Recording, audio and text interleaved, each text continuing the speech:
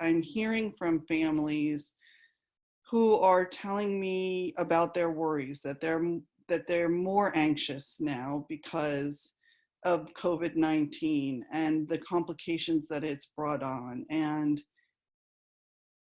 I'm frightened for them, and worried because the decision making has gotten so much more complicated. And I think it's important to put a voice to all of that. All of us are in some sort of survival mode in the country, in the world, but talking to some of these families about their worries about getting medications or not having the providers that they used to have in the home that are critical. You know, some of the families I work with don't have nursing care anymore where they used to. And some of that is just because of logistics, and some of it is because they're sick or they just can't be there. Or there's fear. There's a lot of fear of allowing people into your home. So these families who are used to having a lot of care providers in their home are now spending all of their days together without that support. Time for a lot of our families is not a friend. And this is time where their child's losing therapies that they might benefit from, both medical therapies and then just interventions like physical therapy and speech therapy. And they're worrying about loss of skills for their child, and they're worrying about, you know, the time that they have to spend tending their other children, and if they have their child with extensive needs at home, and how are they managing all of that. And that time is running away from that COVID is forcing them to lose time in so many ways. I think over the years since Kai died, I've spent a lot of time talking to my therapist about how I'm comfortable in the chaos, and people kind of fight against that a lot. And you know, today I woke up thinking, you know what, I am, and that's a good thing. Like, I'm doing okay because I'm good in a crisis. And I'm not good in a crisis like type A, everything's scheduled, I have everything I need. No, I'm not that person, but I can make it from day to day. And I learned to live that way by caring for Kai.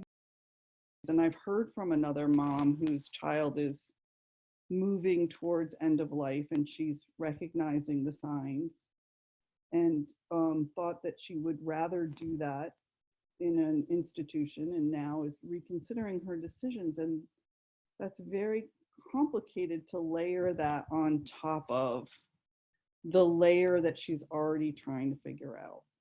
And I told her, you know, you can plan and plan and plan and plan, but you can't always know that the plan is going to work out. It's really great to try to prep yourself. And I don't know how anybody preps themselves for COVID-19 and what we're going to get.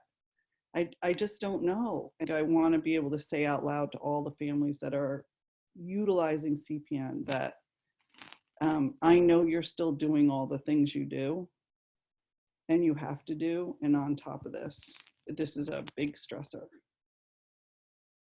And being able to talk about grief and loss and fear and hardship and complexity on this medical level in a really public global conversation that's being forced upon all of us, I think has been a comfort to me as being someone who's lived through the death of a child. I think I worry about the emotional impact on my other two children. I mean, they have both said to me, Mom, we got this. We know what this social distancing thing is. We've done this, we've practiced it, we know it. But at the same time, I wonder, what are they really thinking about? What are they saying? You know, they've experienced loss, and I think when there's a heightened opportunity for that, and you've been in the situation that we've been in, it brings on an added layer of gravity to the situation. And I haven't asked them. I mean, we kind of joke about it, but I haven't said, is this making you anxious because of Benjamin and what we went through? But I wonder. I remember when Kai was in chemo and being pressured to go to a family function or feeling sad for myself that we couldn't participate in something. And, you know, those things unraveled for us over 2 years of his life. And right now, we're all being thrown into that in a moment. So it is a hard adjustment, but we all have to do the right thing for everybody. And hopefully it'll be over soon, you know? Mm-hmm. Whereas for some of our kids, that's, you know, this is just forever. So